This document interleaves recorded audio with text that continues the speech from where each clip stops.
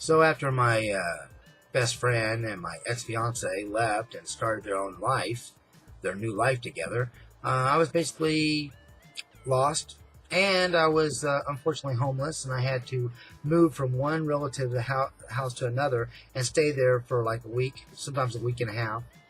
And I was grateful for that because not everybody does that, and especially now since my family is not that close, it wouldn't be possible now. But I was lucky it happened. I also lived on the streets in Topeka, unfortunately, and at a shelter, a homeless shelter called Jesus Saves. But unfortunately, you can only be there for a week. And then you had to be gone for so long and then come back for another week. My mom was going to schooling, and so I would go with her every once in a while to the place. And up on this desk was a card, a business card. It said, "Join Job Corps." And so I asked about it. I thought maybe it can be military, and I didn't want to do that. And they said no, it wasn't military. It was a second chance to go back to school, get your GED, and pick up a trade for a different kind of jobs. And I go, that sounds good. So I went ahead and signed up for that. And I just sat back to wait. In the meantime, a friend of mine got in trouble with the law, and me and him started hitchhiking together. Okay, before he got in trouble. He said, "You want to go to the lake?" And I said, "Well, how are we going to get there? You ain't got a car?" "No, I don't have no car." He said, "This way." And I said, "Like what? You hitchhike?"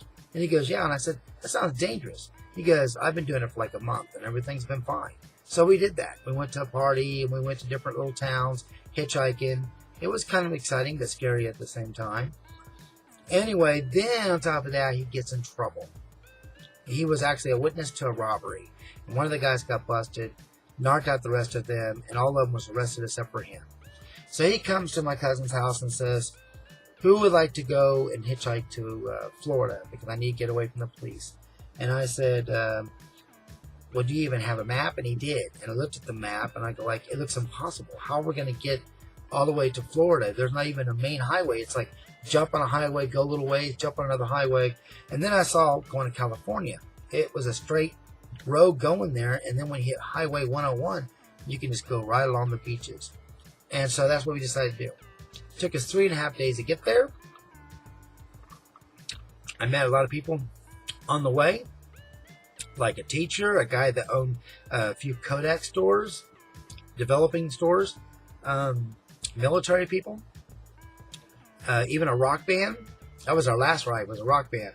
Anyway, then when we got there, it was on the beach. We ended up at a place called Vintage Beach, and getting food was hard.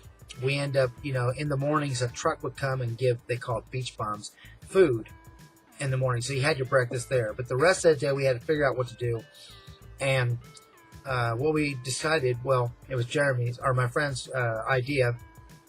We could eat the food that people throw away on the top of the trash.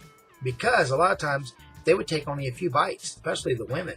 Take a few bites, like big pieces of pizza. And then, even the hot dogs and all this. And I said, okay, fine. He ate from anybody. I said, I'll eat from the sexy women. And I'll rip off the part that they ate on.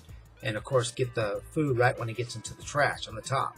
And that's what we did. I know it sounds terrible, but we had to do what we had to do. In the meantime, I kept in touch with my mom, and she finally told me that Job Corps accepted me, and I need to get my butt back to this town.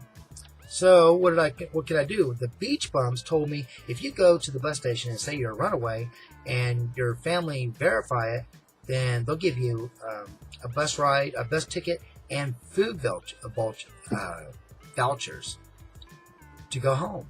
And so I told my mom, and then I went and told the bus station that, and they called my mom. She said it was true, and they gave me the vouchers and the bus ticket, and I went home.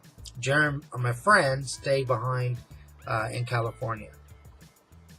So I got home, and like the next day, got on the bus and went to Job Corps for the very first time. All right, that's it on this. Thanks for watching, and I'm just keeping it real. Bye.